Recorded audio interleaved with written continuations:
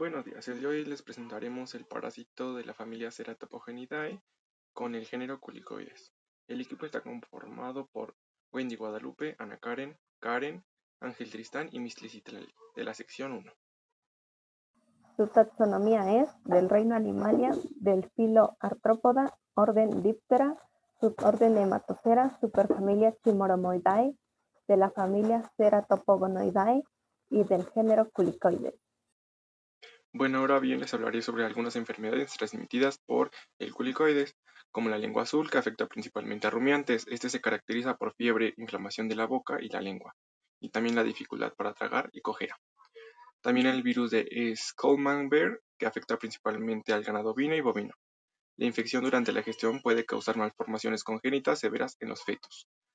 Y la peste equina africana, que se caracteriza por fiebre alta, dificultad respiratoria severa, edema facial y de los párpados, y efusiones en las cavidades corporales.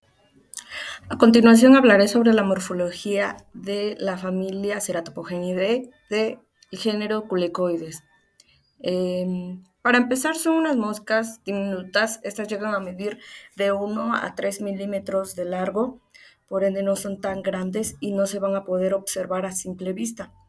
Tiene un color oscuro, tiene unas alas, antenas largas y esbeltas y unas alas salpicadas de manchas en varias de las especies. El tipo de patrón de las manchas va a variar dependiendo de la especie de culicoides que se trate. Estas alas llegan a medir de 1 a 2 milímetros de largo. También se caracterizan por tener un tórax grueso y ligeramente encorvado y un aparato bucal relativamente corto. Aquí podemos ver el ejemplo de un género de culicoides, Nematocera Elyidae. Bueno, proseguimos con la morfología de la cabeza. Esta va a ser una cabeza pequeña, pero va a tener unos ojos grandes y bien desarrollados. También tendrá antenas filiformes que constan de 15 segmentos en las hembras y 13 segmentos en los machos. En las antenas podemos observar que se divide en flagelómeros distales y flagelómeros proximales. Los flagelómeros son los segmentos terminales de las antenas y como podemos ver aquí hay 13 segmentos. Eso quiere decir que estamos observando la cabeza de un macho. La probóscide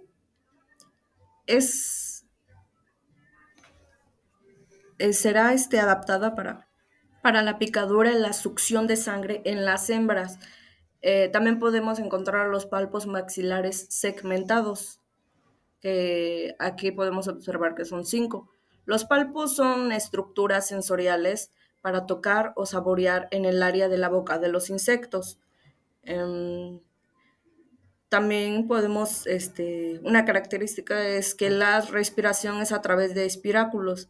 Los espiráculos son aberturas externas del sistema respiratorio de estos insectos que permiten la entrada y salida del aire a la tráquea. Estos espiráculos son como pequeños agujeros que se encuentran en el exoesqueleto de los insectos, en este caso de los culicoides, y que están conectados a un sistema de tubos, que es la tráquea, y que se extiende por todo el cuerpo. Esto facilita el intercambio de oxígeno y del dióxido de carbono. En esta diapositiva podemos observar las diferencias entre la morfología de las cabezas de diferentes especies. En la primera imagen podemos observar el género Culicoides yukonensis. Los ojos podemos observar que se tocan en algún punto. Ahí la flecha lo indica, la flecha negra. En la segunda imagen podemos observar el género Culicoides paraimpuntatus, con los ojos que se tocan brevemente, pero siguen estando cerca. En la tercera imagen podemos observar el género Culicoides spinosus. Aquí ya podemos ver que los ojos están separados y que no se tocan. Pues aquí vamos a poder observar la comparación de la forma de las antenas y de los flagelómeros. En la primera imagen podemos observar el ejemplo de una antena de un género de culicoides, Villosipenis, en donde podemos observar que los flagelómeros del 1 al 8 tienen una forma de barriles y los flagelómeros distales, que son del 9 al 13, son muy alargados, a comparación de la imagen de abajo, que es del género de culicoides estilobesioides. Y a pesar de tener el mismo número de segmentos, siguen mostrándose diferentes. Del 1 al 8 podemos observar que en lugar de tener una forma de barril son más redondos y del 9 al 13 los flagelómeros distales son más alargados. No sé si pueda alcanzar a observar que los flagelómeros se encuentran cubiertos por algún tipo de vellosidades que son las ensilas. Estas sirven de forma sensorial en estas antenas y pues nos permite percibir estímulos químicos, mecánicos y otros como las feromonas. Estas son diminutas, pero son muy bien, ayudan muy bien en el caso para percibir dichos estímulos al género de culicoides. Bueno, en esta diapositiva podemos observar la comparación de las formas del tercer segmento palpal en especímenes. Este es un ejemplo de hembras y, como ya lo había mencionado, los palpos son apéndices articulados sensoriales que se ubican alrededor de la boca de los insectos. Estos apéndices tienen una función táctil y gustativa. Esto permite que los insectos examinen y seleccionen sus alimentos. Estos se localizan en los palpos maxilares y en el labio de los palpos labiales. En el primer palpo, en donde marca la letra A, podemos observar el ejemplo de un género de culicoides nanus y podemos observar que el tercer segmento se encuentra hinchado y globular. En el segundo es un ejemplo de culicoides sphagnummensis y se encuentra el segmento en forma de triángulo y moderadamente hinchado. En el tercer ejemplo, marcado con la letra C, podemos ver el ejemplo de un género de culicoides varipensis y este segmento es estrecho y alargado. Las flechas que se pueden observar marcando los segmentos, el tercer segmento, indican la fosa sensorial. Generalmente en la fosa sensorial se encuentra o contiene setas sensoriales o receptores químicos. Estos nos permiten detectar el entorno y los alimentos. En esta diapositiva podemos observar un ejemplo de una ala de culicoides y aquí en el estigma, que pues en otro contexto hace referencia a una característica morfológica específica. Son manchas que serán las manchas o patrones en las alas que pueden ayudar a identificar diferentes especies de culicoides. Estas manchas o patrones son un rasgo distintivo que se utiliza en la clasificación y en el estudio de dicho género de culicoides. Aquí podemos observar que esta mancha se encuentra en este caso en la parte posterior del ala y pues cada mancha va a cambiar dependiendo de la especie o patrón. Huéspedes.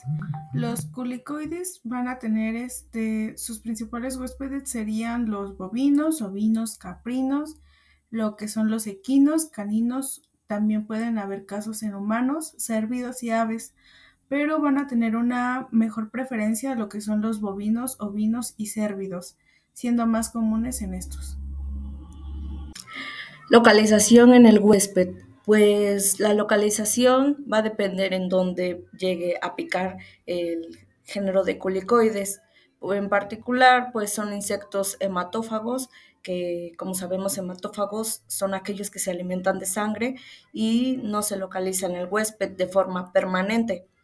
En lugar de vivir sobre el huésped, como lo hacen algunos parásitos, los culicoides actúan como vectores biológicos.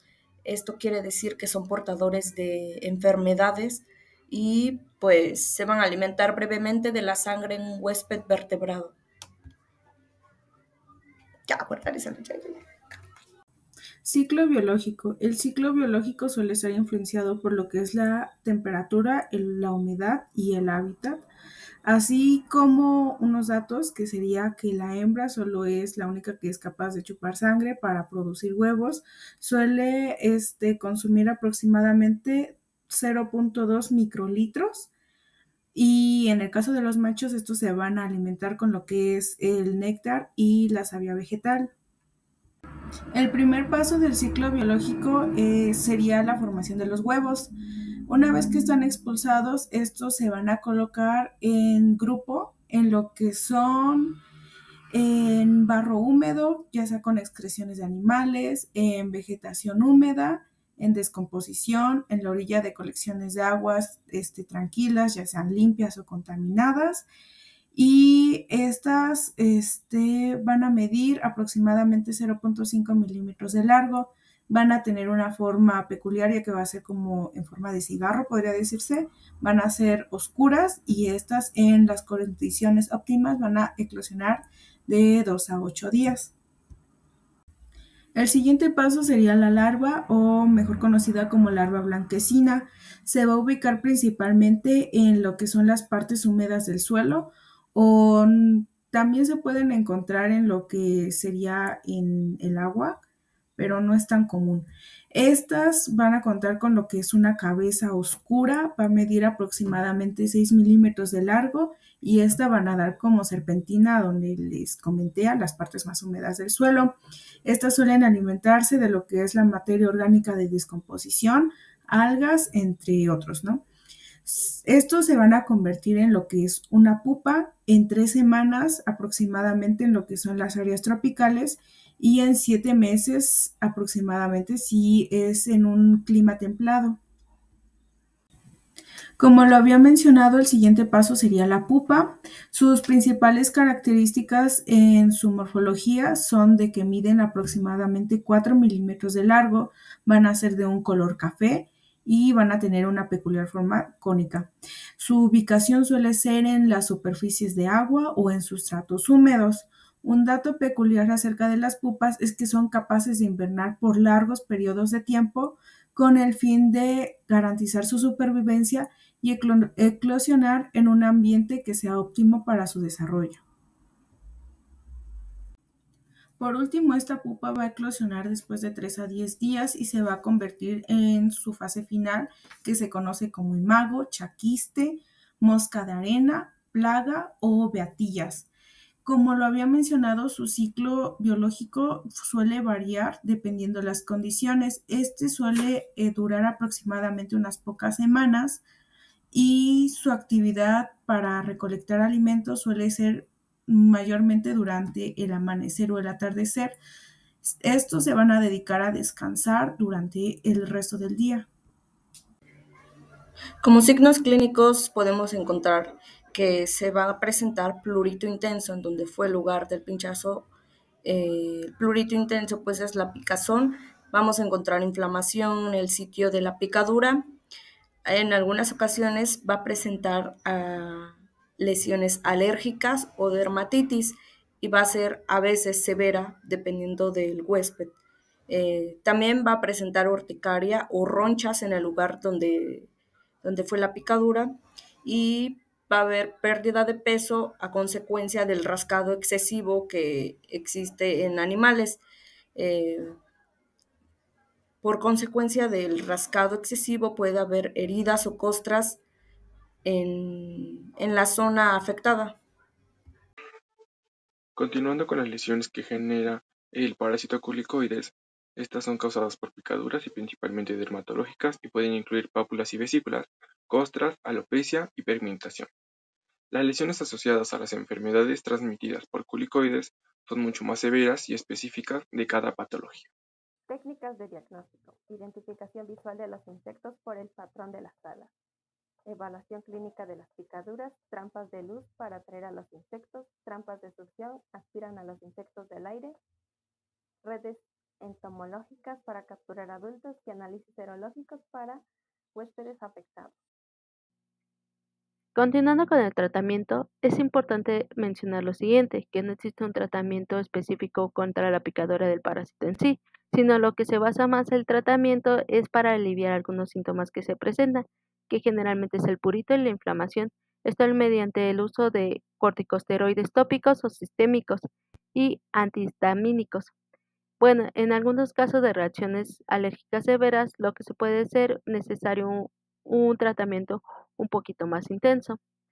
El tratamiento puede incluir lo siguiente, lo que son terapias de fluidos y electrolitos. Esto es para mantener la hidratación del paciente y el equilibrio electrolítico, así como antiinflamatorios y analgésicos.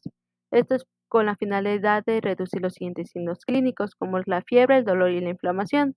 Podemos acompañarlo con algunos antibióticos. Esto es para prevenir o tratar infecciones bacterianas secundarias. Por su parte, también necesitamos cuidados de apoyo, que lo que consiste es proporcionar un ambiente saludable para el paciente, así como una alimentación adecuada y, por supuesto, evitar el estrés. También llegan a haber algunos casos como se presentan en la peste equina africana. En este sentido, el tratamiento se tiene que tener en cuenta que puede ser un poco efectivo, así también como que una vez que los signos clínicos se presentan, lo mejor que puede hacer el dueño es pensar en la eutanasia, ya que puede ser necesaria tanto por razones de bienestar animal, así como para evitar la propagación de la enfermedad. Para el control de culicoides es necesaria la destrucción de las áreas de multiplicación mediante el drenaje de las zonas húmedas o la administración de insecticidas, ya que los adultos vuelan solo unos cientos de metros. Además, se pueden usar repelentes o telas mosquiteras que deben ser suficientemente finas para impedir el paso de los mosquitos. Continuando con el tema, vamos a hablar sobre la prevención. Una forma de prevención es la modificación del hábitat. Con esto se busca reducir los sitios de reproducción de este parásito. Esto se va a realizar a través de las siguientes acciones: relleno de áreas bajas donde se acumula el agua, la construcción de diques y drenajes, así como la regulación del nivel de agua en zonas húmedas y granaderas. Con estas acciones lo que se pretende es ralentizar o interrumpir el ciclo reproductivo de Culucoides sonorensis, Culucoides paripenis y Culex sp. Otra forma de prevención es un control intradomiciliar y, por supuesto, se debe realizar también en establos. ¿Cómo se va a realizar? Con insecticidas. ¿Qué se debe hacer? Se debe de rociar tanto paredes externas como los establos. Por su parte, también tenemos que utilizar una protección física. ¿Cómo se realiza? A través de mallas mosquiteras o, por ejemplo, en pabellones impregnados con insecticidas. Continuando con la prevención, vamos a hablar sobre la protección individual de los animales. En este sentido, se debe de mantener a los caballos u otros animales sensibles dentro de su establo, generalmente por la noche, sobre todo por la noche. Así también como se debe de realizar la aplicación de insecticidas residuales en paredes y techos de estos refugios de animales, así como algunos repelentes tópicos que varían según la especie. Por su parte, para la protección humana también se puede agregar unos repelentes tópicos de insecticidas, así como mosquiteros impregnados con insecticidas. Y por supuesto, salir o realizar actividades durante las horas de la tarde y las nocturnas, que es cuando el parásito se encuentra más activo. Y como conclusión tenemos que los culicoides son pequeños dípteros importantes en la parasitología veterinaria, debido a que son vectores de enfermedades que afectan gravemente la salud y producción animal a nivel mundial. Aunque sus picaduras provocan molestias y reacciones alérgicas, su principal importancia radica en la transmisión de patógenos virales. Comprender el papel vectorial de los culicoides es fundamental para aplicar medidas de control eficaces que protejan la salud animal y la economía pecuaria. Gracias.